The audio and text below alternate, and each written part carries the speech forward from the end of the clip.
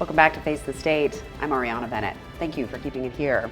Well, we're all familiar with the regular prescribed burns that go on in our region to help reduce the risk of major out-of-control wildfires.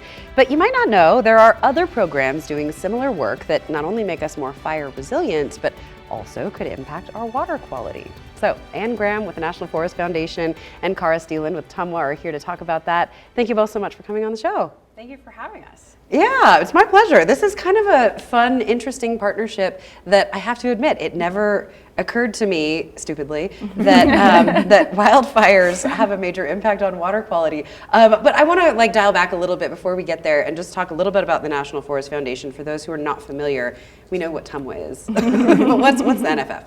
Yeah, so the NFF, or the National Forest Foundation, we are the nonprofit partner to the Forest Service. And really what that looks like on the ground is we're boosting the capacity of the Forest Service in whatever way we can. We often focus on wildfire, land and water restoration, as well as recreation access. And we are a national organization, so our scale is national, but our practice is really local, which is why we're involved in a forest health partnership like this one. Okay, so are you a mix of paid employees and volunteers? Is it mostly volunteer? How does it work? It's predominantly all paid employees.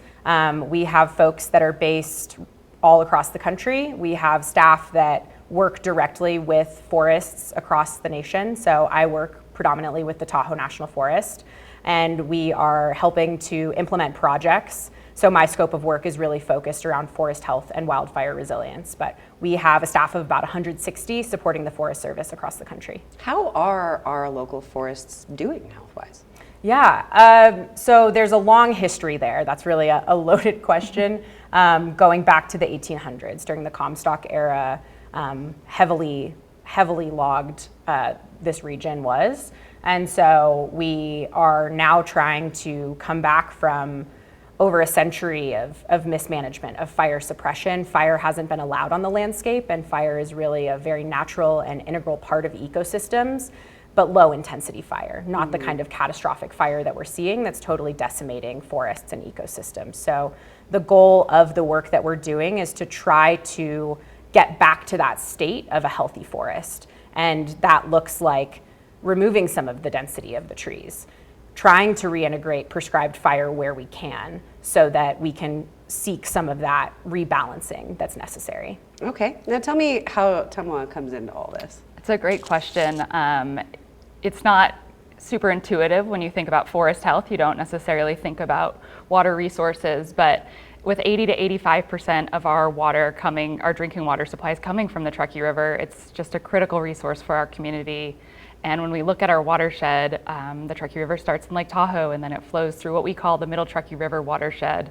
And that area is where most of our water supply reservoirs are located. So TMWA owns and operates the dams at Independence and Donner Lakes, and then we're also able to store water in the federally owned reservoirs, so Boca, Stampede, Prosser reservoirs, and Lake Tahoe. And so when a fire occurs, it can lead to a lot of erosion, and so the soil is degraded. And so when you get rainstorms, you can end up with degraded water quality, which can impact us down here in northern Nevada. So having these forested headwaters functioning well and healthy is really integral to us having a really strong water supply. Gosh, it makes sense when you explain it to me like I'm a second grader. I don't know why it hadn't occurred to me really that there was this much interplay between wildfires and water quality.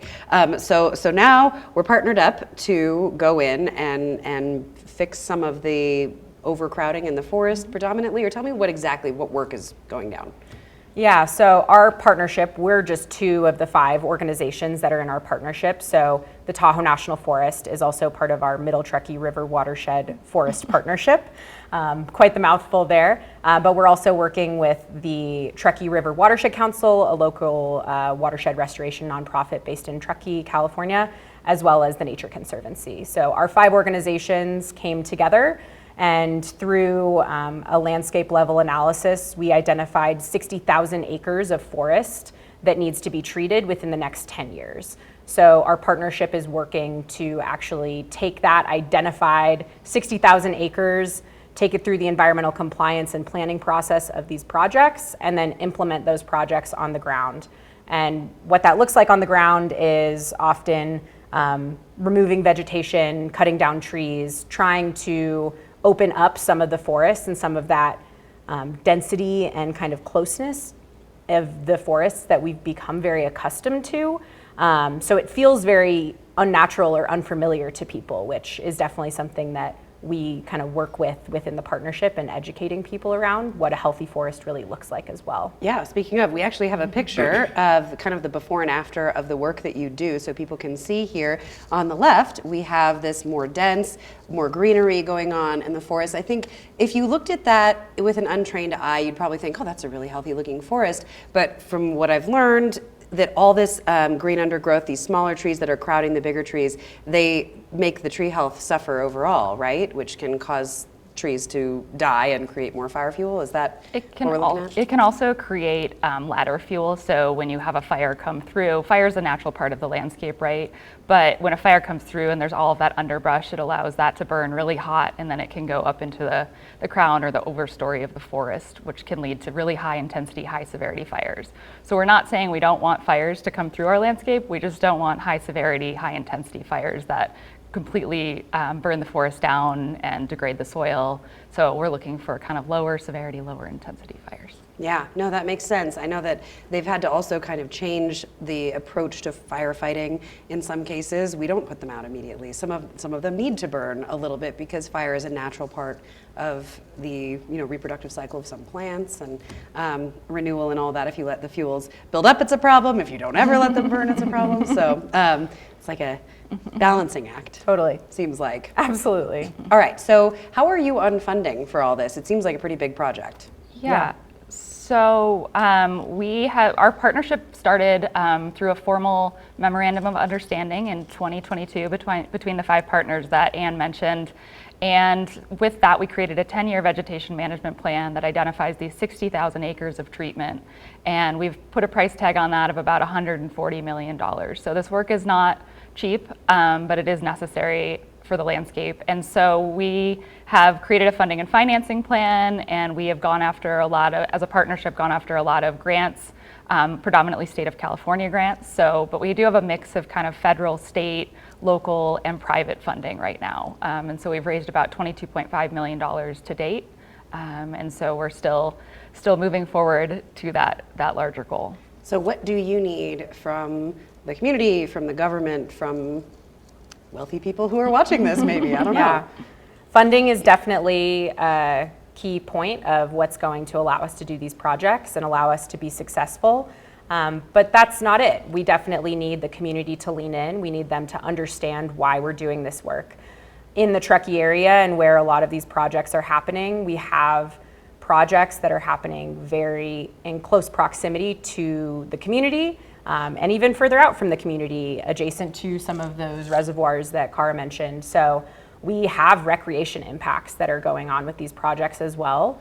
And we are utilizing closures when necessary so that we can keep the community safe, and no one is hurt when there's heavy machinery that's removing vegetation. So I think having the community lean in, we have a website that we're updating with project updates. So if you're curious about what projects are going on in the area, if they might have any sort of impacts to your personal recreation interests, truckeeforests.org is where we're updating that information, where people can get more information, but also where people can reach out to us and contact us to inquire about ways to give us funding, or if they have any ideas about ways that we can meet that $140 million goal. Okay, so people can expect maybe in some of the areas where they hike or go to reservoirs or wherever, they might see crews working, might see trees coming down, and ideally not get mad at you for it.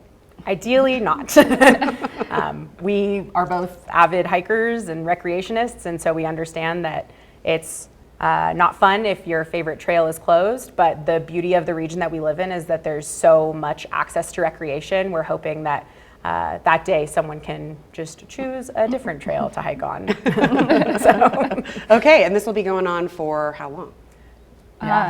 So I mean, our plan is for 10 years, but there's certainly more forest out there. So our geographic landscape is really from kind of the outlet of Lake Tahoe to the California-Nevada border. So it's a pretty good sized landscape, about 320,000 acres, with about 2/3 of that owned by the Tahoe National Forest. And so we're anticipating treating these 60,000 acres, but that doesn't mean we're done after 10 years. So probably this is an ongoing project to keep our region our forests healthy.